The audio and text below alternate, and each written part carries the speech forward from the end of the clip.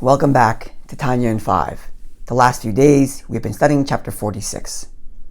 In the preceding chapters, the Alter Rebbe gave us methods of acquiring various different types and levels of love and fear of God. Now, all of these levels require a deep sense of understanding and then consideration to train ourselves to see the world and to see God in that particular form. For example, to think that God is currently right here and I'm standing in His presence. Or that God is a parent, that God is the source of all life, the great pity it is on the divine spark that's invested in me. All of those things require learning, understanding, and deep consideration.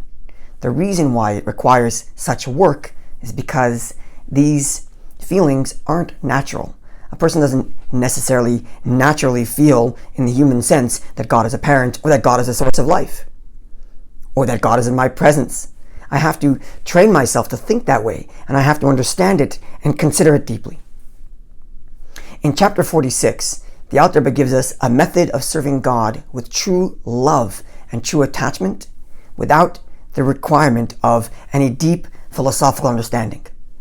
We use a sense of love that we all feel in our most natural, basic way. Namely, we consider that God loves me. God loves me. And if I consider that as a fact, the natural result is I love Him back. In the same way, when someone expresses love to me, I love that person back, and how the more so if the person loving me is a great, mighty, and awesome king who decides to descend to my lowly state and express love to me, then how the more so I will naturally respond with great and intense love for this king.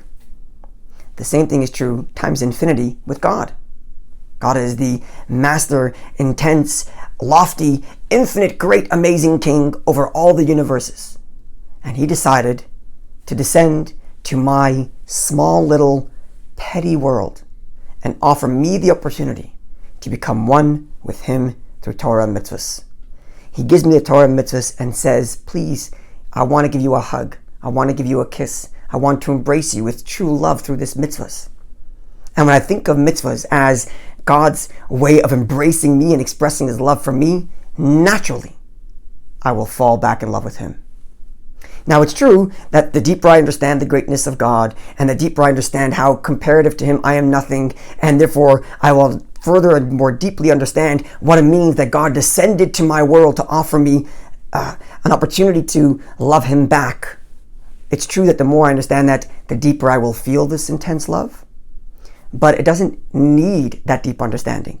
In fact, the very fact that I don't understand God because God is too lofty for me, that in and of itself adds to the incredible nature of the fact that God, notwithstanding the fact that I don't understand Him, still gave me the opportunity to become one with Him and give Him a hug and a kiss through Torah and mitzvahs.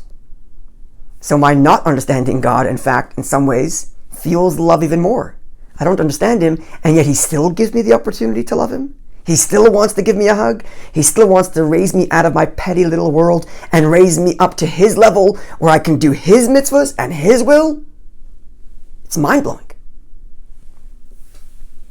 The takeaway from all of this is, when we're about to do a mitzvah and we're going to say a blessing before we do that mitzvah, think of the translation of that blessing. In it we say, for you, God, have made us holy, kiddishanu, with your mitzvahs. You made us holy with your mitzvahs.